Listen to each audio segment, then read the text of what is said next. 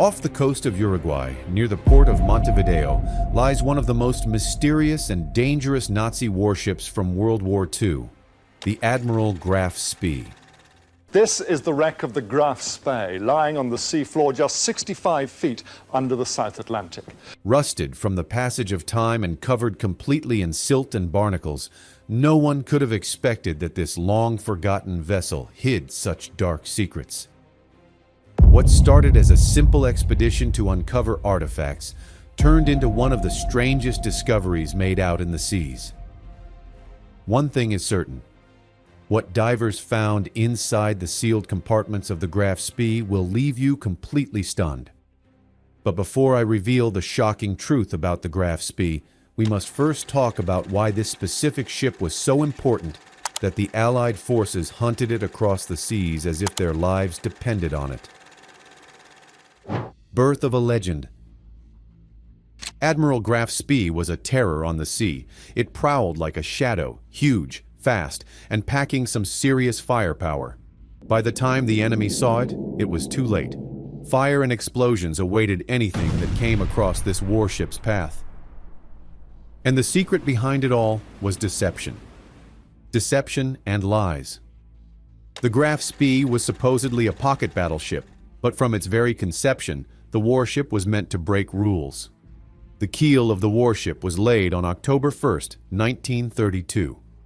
And under the Treaty of Versailles, enforced after World War I, ships like these couldn't be over 10,000 long tons. The Graf Spee was supposed to follow those requirements, and on paper it did. The reality was far different. The Graf Spee had a full load displacement of 16,020 long tons when it was launched in 1934, going completely against the treaty. 2 years later, the ship was commissioned into the German service. The Graf Spee was a force to be reckoned with. The 610-feet warship boasted 6 11-inch guns as its primary armament and 8 5.9-inch guns as a secondary battery. Additionally, it also featured strong anti-aircraft capabilities. The Graf Spee was more than a fortress. It had more firepower than any other ship in its weight class. And that didn't mean it was slow. Powering the whole thing were 4 9-cylinder double-acting 2-stroke diesel engines, giving it a top speed of 28.5 knots. The formula the Germans had come up with was incredibly simple. Any ship that could have outgunned the Graf Spee could never catch up to it, and any ship that could catch up to it couldn't have outgunned it. With that simple idea, Germany had designed and created the apex predator of the sea. Nothing stood a chance against the terror of the seas. The apex predator. Graf Spee's career before World War II was quite uneventful. It was during the war that it really got to shine. Under the command of Hans Langsdorff, the Graf Spee was sent out to sea with only one goal in mind: to hunt down and destroy Allied supply ships. The aim was to cripple the supply route that were fueling the war, and when Graf Spee set out to hunt, it did not disappoint. SS Clement was the first to go, its captain imprisoned and the ship sunk. Next came Newton Beach, and after that, 7 more followed. Graf Spee had become a symbol of destruction for any ship that sighted it. It had sunk 9 merchant ships without causing a single casualty. That's because the Graf Spee had strict orders to follow the prize rules in combat. These rules ensured that the crew of the ship being attacked was evacuated before it was sunk. The hunt. While this success must have been joyous to the Germans, it was equally as distressing for the Allied forces. The British realized the extent of the danger they were facing if they let Graf Spee roam freely. It was too dangerous, too advanced a ship to be left alone. And so a hunt began. The British and French Navy pooled their resources, forming 8 groups of warships. All 8 groups had the same purpose: to find and hunt down the Graf Spee. How one boat inspired such terror is impressive. One of these groups, consisting of 3 cruisers, Exeter, Ajax, and Achilles, caught up with Graf Spee near Uruguay in a confrontation known as the Battle of the River Plate. What followed was a tremendous fight, the massive guns on the ships tearing holes into each other, killing men in a matter of seconds. When the dust settled, there was no clear winner. The Graf Spee was battered and damaged, but the Allied ships were even worse off. Graf Spee damaged Exeter so severely that it had to flee. Ajax took a few hits as well, and in the meantime, Graf Spee had gotten away. Undefeated, the captains retreated with their ships. Respite. Hans Langsdorff managed to sail his battered ship into port and was granted permission to stay for 4 days to conduct repairs. When he assessed the damage, things were not looking good. Graf Spee had been hit 70 times during the confrontation. 36 of the crew were dead and 60 were wounded. Langsdorff himself had been hit twice by shrapnel. Worst of all, 2 key components of the ship were now badly damaged: the oil purification plant and the desalination plant. Without those, sailing to Germany was going to be impossible. On top of that, Langsdorff was hearing disturbing rumors. According to the newspapers, there was an even larger Navy force gathering to confront the Graf Spee as soon as it left harbor. Langsdorff was in a tough position. He only had 2 options left: stay at port or attempt to break out of the blockade. Staying at the port wasn't possible since sooner or later the enemy would be granted access to the ship by the Uruguayan government. And breaking out would mean losing even more lives. Langsdorff went for a third option: to scuttle the ship. He took a portion of the crew with him, took the Graf Spee out away from the port, and set up scuttling charges. Soon after, the ship exploded into flames, and the legend that had once roamed the seas as the apex predator was laid to rest. The fire burned for 2 days non-stop, and the column of smoke could be seen from the port for even longer. But Langsdorff had no idea he had made a terrible mistake. Turned out, the Graf Spee was not as trapped in the port as Langsdorff had thought. The whole thing about British forces gathering to ambush was just lies. Propaganda pandered by the British authorities to spook Langsdorff. In reality, only 1 ship had come to back up the Ajax and the Achilles. The Graf Spee had a reasonable chance of breaking out. But the captain never knew that. However, the saga did not end there. There was one more act yet to play out. A very tragic and sad act. Hans Langsdorff, ever the dutiful captain, probably realized his mistake and decided to make amends. He got in his full dress uniform in his room in the Buenos Aires hotel and shot himself while lying on the ship's battle insignia. Earlier, he had already written a letter explaining what had prompted him to make the decision to scuttle the ship and why he thought it was the right thing to do. Sometimes ships outlast the legacy of their captains. The story of Graf Spee was far from over. In fact, it had only just begun. The wreck. The wreck of the Graf Spee happened to be in a rather shallow part of the ocean. For decades, the top part of the ship jutted out of the ocean during low tide. As time passed, the ship started to fall victim to the elements. It began to rust, and the sea life took over. But the wreck did not fall into obscurity. It could be seen from the port, so naturally, many wanted to go out and see the wreck up close. And they did, in rented boats and rarely with scuba gear. Over time, a layer of silt settled over the ship. The winds and storms broke it apart, until eventually, decades after its scuttling, the whole thing was finally covered in water, even during low tide. The pieces that had jutted out were now broken off, scattered nearby on the ocean floor. The main body was sinking deeper and deeper into the ocean bed, listing heavily. At last, the feared Graf Spee came to its last resting position, down on its side, half buried and half covered in coral.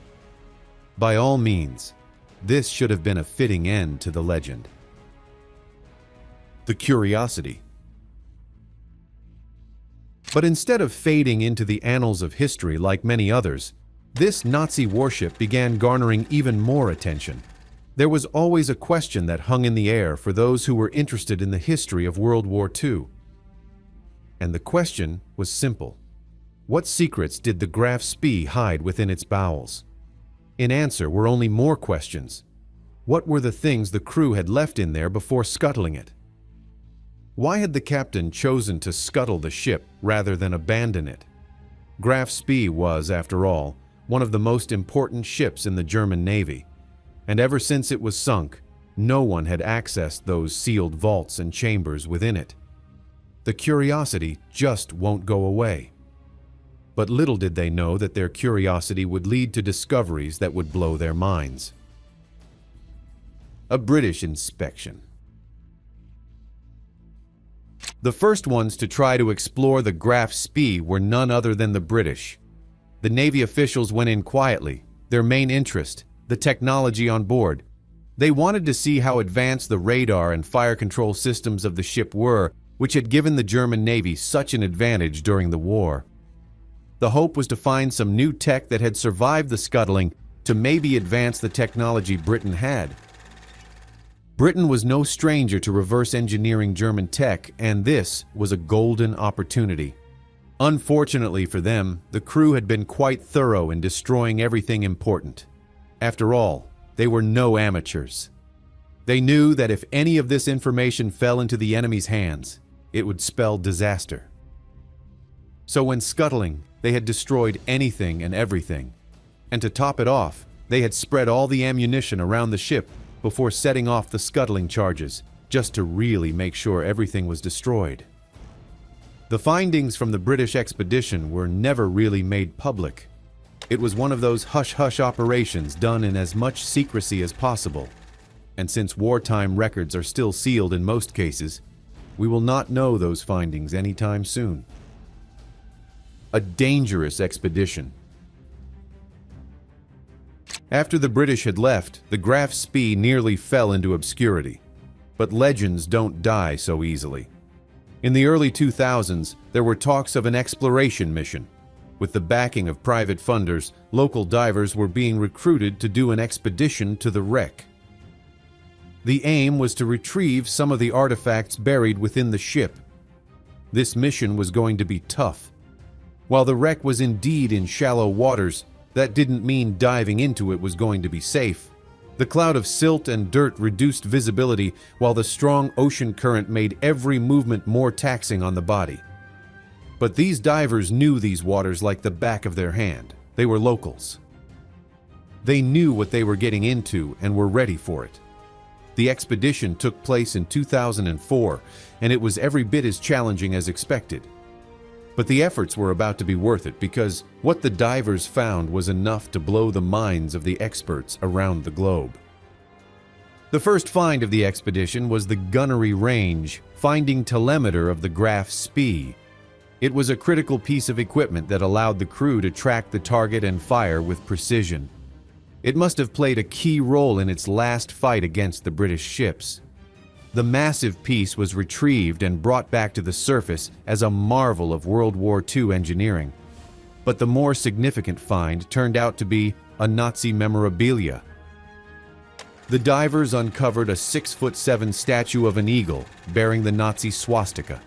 The statue was made out of bronze and weighed nearly 900 pounds. No one was expecting to find this statue in the wreck. Turned out it had once been placed at the stern of Graf Spee, a sign of the Nazi ideals and pride, but this was far from being the strangest thing found aboard Graf Spee's wreck, as the experts found out later. The fate of the statue.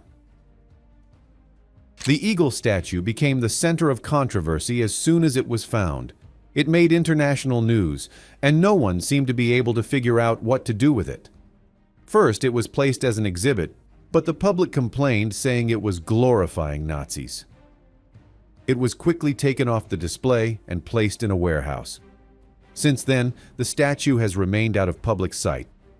The Uruguayan government at last came to the conclusion of melting down the statue and having an artist turn it into a dove statue, a symbol of peace. After the backlash, they retracted that decision in no time, too. Punta del Este, a Jewish businessman, even offered to buy the eagle just so he could blow it up. But as expected, the government refused to entertain that offer. The Nazi statue became a point of contention. If it were destroyed, it would be destroying a piece of history, no matter how hateful. And if it was kept and exhibited in a museum, there was the accusation of holding on to Nazi symbols. Even today, no one knows what to do with the statue. What hides in the wreck? Despite these staggering discoveries, the divers knew there was more yet to be explored. They had only been able to access a small portion of the wreck. A lot more of it remained untouched, sealed away from the world. And these inaccessible compartments happened to be the most important ones on the ship. They included the captain's cabins, the command center, and the communication room. The most important things on the entire ship would have been stored in one of these rooms. Who knew what was inside these hidden compartments? Secret messages to Berlin, treasures, maybe even information on secret missions. The theories were everywhere in the diving community. With that one expedition, the divers had opened a Pandora's box of questions. And until they got the answers, the world was not going to rest. Unfortunately, the diving team didn't have the technology or the funding just yet to reach the sealed chambers. This ship was too damaged, too old, and the conditions were too dangerous. Getting to the sealed vaults would mean death, so any attempt at uncovering the secrets was halted. A new expedition. It wasn't until 2025 that another expedition was launched. An international effort with experts from around the world coming together to plan an exploration mission of the Graf Spee's wreck. But accessing the wreck was just as dangerous as it was during the 2004 expedition. It was the same strong currents and low visibility, making every wrong move deadly. But there was one big difference: the difference in technology. With the backing of organizations in the United Kingdom, Germany, the US, and Uruguay, the divers were able to bring in fully autonomous submersibles to get the job done. That way, no diver's life was going to be in danger. These submersibles were fitted with state-of-the-art tech such as sediment-penetrating radar, ultra-high-frequency sonars, and 3D photogrammetry rigs. The wreck that had been badly damaged could now be explored safely. These submersibles, really small in size, could access the inner chambers which humans couldn't get to due to the tight squeezes and the inherent danger of diving in an unstable wreck. And what they found had the whole world shocked. Initially, the divers found nothing of great interest, but that was because they hadn't made it yet to their ultimate goal: accessing the section just behind the ship's conning tower. This part of the ship had never been explored since the scuttling, meaning if the divers were going to find anything of value, this was the spot. Kronos Descent. And to get to this spot, the divers deployed the Kronos, a submersible custom-made for dangerous missions like this one. With everything in order, the descent began. The submersible took to the sea, approaching the wreck swiftly. Navigating through the wreck, the submersible soon came across the sealed compartment. But the door was closed shut, as it had been for decades. However, the Kronos was equipped to handle this. It employed one of its mechanical arms to open the hatch. It took some effort, but the operators managed to open it. And inside, they saw something unexpected. The compartment was remarkably well preserved. The reason why was right there in front of them: silt. The fine material had covered everything inside the compartment, preserving it by shielding it from the elements. It was everything the marine archaeologist could have hoped for. But what was even more startling were the contents of the chamber.